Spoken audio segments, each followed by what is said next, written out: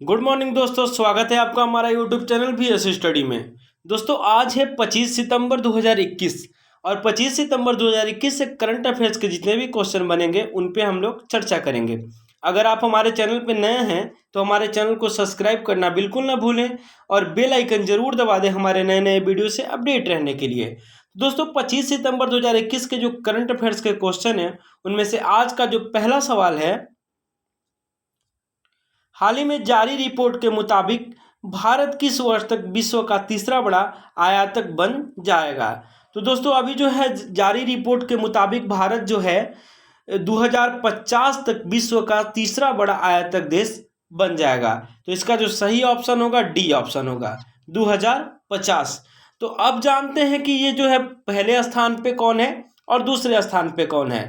तो दोस्तों हाल ही में जारी रिपोर्ट के मुताबिक भारत के वैश्विक आयात में 5.9% की हिस्सेदारी के साथ चीन और अमेरिका के बाद 2005 में विश्व का तीसरा सबसे बड़ा आयातक जो है भारत बन जाएगा।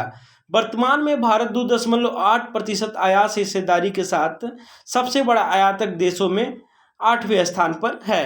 तो दोस्तों पहला स्थान पे जो है वो है चीन और दूसरा स्थान पे अमेरिका और तीसरा स्थान पे जो है अभी भारत जो 8वें स्थान पे है, लेकिन 2050 तक जो है भारत तीसरे स्थान पे हो जाएगा आयात में।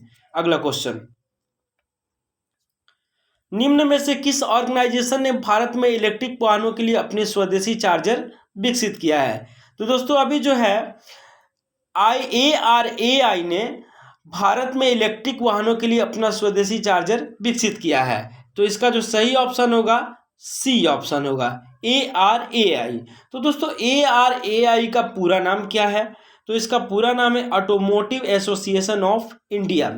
ऑटोमोटिव एसोसिएशन ऑफ इंडिया, जिसको ऑटोमेटिव एसोसिएशन ऑफ इंडिया के नाम से जानते हैं। तो अब इसके द्वारा भारत ने इलेक्ट्रिक वाहनों के लिए अपना स्वदेशी चार्जर विकसित किया है। दोस्तों आप जानते हैं कि ये इसका मतलब क्या, इलेक्ट्रिक वाहन चार्जों के लिए जो अपना स्वदेशी विकसित किया है तो इसका मतलब क्या होता है। तो दोस्तों ऑटोमेटिव एसोसिएशन ऑफ इंडिया ने देश में ईवी परिस्थिति तंत्र को बढ़ावा देने के उद्देश्य से इलेक्ट्रिक वाहनों के लिए अपना स्वदेशी चार्जर विकसित किया है। ARAI ने AC001 नामक चार्जर विकसित किया है। अगला क्वेश्चन,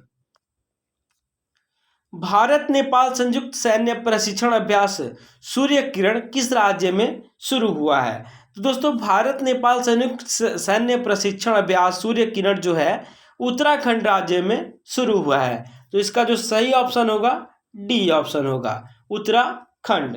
तो दोस्तों अब ये सूर्य किरण जो है ये होता क्या है, ये अभ्यास से क्या मतलब है इसका।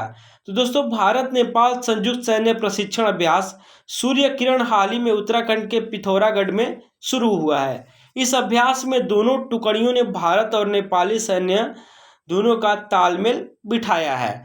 तो दोस्तों अब ये उत्तराखंड के साथ हुआ है। तो अब जानते हैं ये उत्तराखंड के बारे में। तो ये है मैप में उत्तराखंड और उत्तराखंड की राजधानी देहरादून है। इसकी स्थापना जो हुई थी 9 नवंबर 2000 ईस्वी को इसकी स्थापना हुई थी। तो दोस्तों अब यहाँ के मुख्यमंत्री हैं पुष्कर सिंह धामी और राज्यपाल बेबी रानी मौर्य हैं।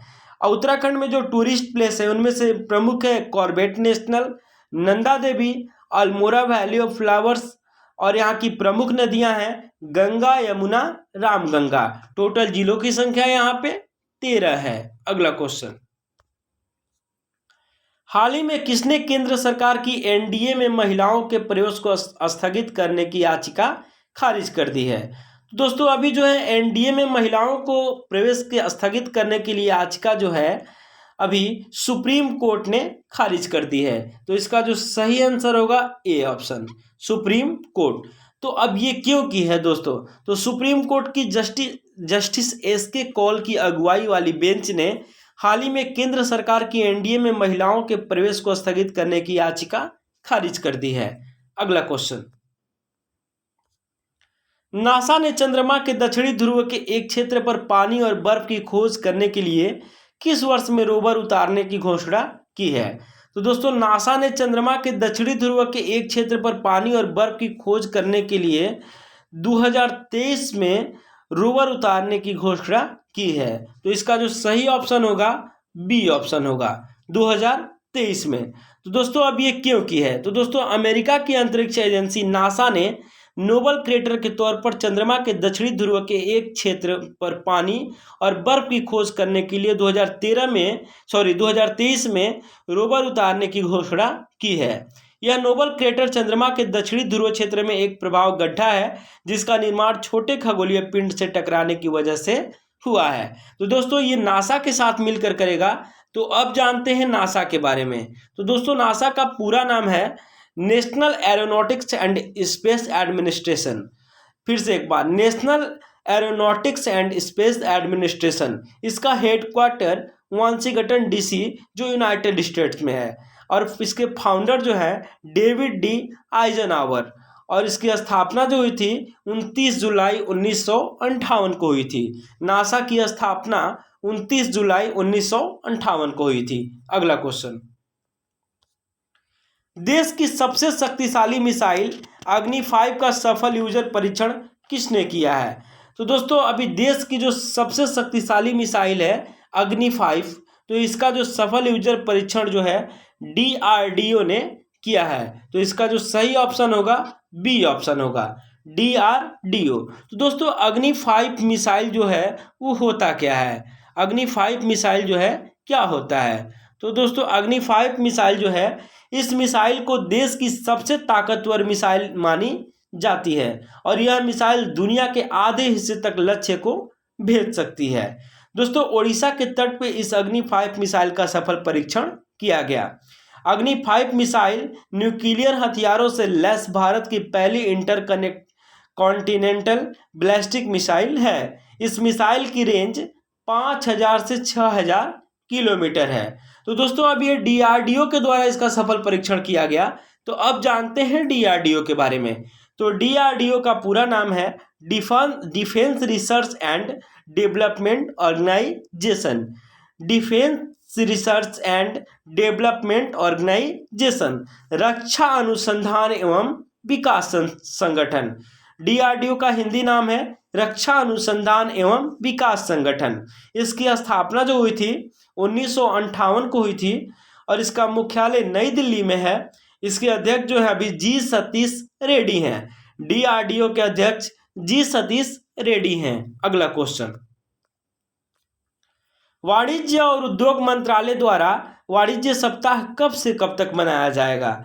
तो दोस्तों वाणिज्य और उद्योग मंत्रालय के द्वारा वाणिज्य सप्ताह जो है 20 से 26 सितंबर तक मनाया जाएगा। तो इसका जो सही ऑप्शन होगा सी ऑप्शन होगा 20 से 26 सितंबर तक। तो दोस्तों वाणिज्य सप्ताह अब ये मनाया क्यों जाएगा? तो इस सप्ताह में देश भर में भारत की बढ़ती आर्थिक शक्ति को प्रदर्शित करने के लिए कई कार्यक्रम और उत्सव आयोजित किए जाएंगे, इसलिए वाणिज्य सप्ताह जो है 20 से 26 सितंबर तक मनाया जाएगा। अगला क्वेश्चन, वर्ल्ड राइनो डे 2021 कब मनाया जाता है? तो दोस्तों वर्ल्ड राइनो डे 2021 जो है 22 सितंबर को मनाया जाता है। तो इसका जो सही ऑप्शन होगा ए ऑप्शन होगा 22 सितंबर को। तो दोस्तों वर्ल्ड राइनो डे मनाने का उद्देश्य क्या है? तो दोस्तों यह दिन गैंग के सभी 5 मौजूदा प्रजातियों जो हैं black rhino, white rhino, greater एक सींग वाला राइनो, सुमात्रा राइनो और जवन राइनो की रक्षा करने की आवश्यकता के बारे में जागरूकता बढ़ाने के लिए यह दिवस जो है मनाया जाता है। अब 2021 का वर्ल्ड राइनो डे का थीम क्या है? तो keep the 5 alive, keep the 5 alive. अगला क्वेश्चन, पंजाब के नए मुख्य सचिव चीफ सेक्रेटरी कौन बने हैं? तो दोस्तों पंजाब के जो नए सचिव चीफ सेक्रेटरी जो बने हैं अनिरुद्ध तिवारी बने हैं। तो इसका जो सही आंसर होगा सी ऑप्शन होगा अनिरुद्ध तिवारी। अभी पंजाब के नए जो मुख्य सेक्रेटरी बने हैं अनिरुद्ध तिवारी बने हैं। दोस्तों अनिरुद्ध तिवारी बिनी महाजन की जगह लेंगे। अगला क्वेश्चन,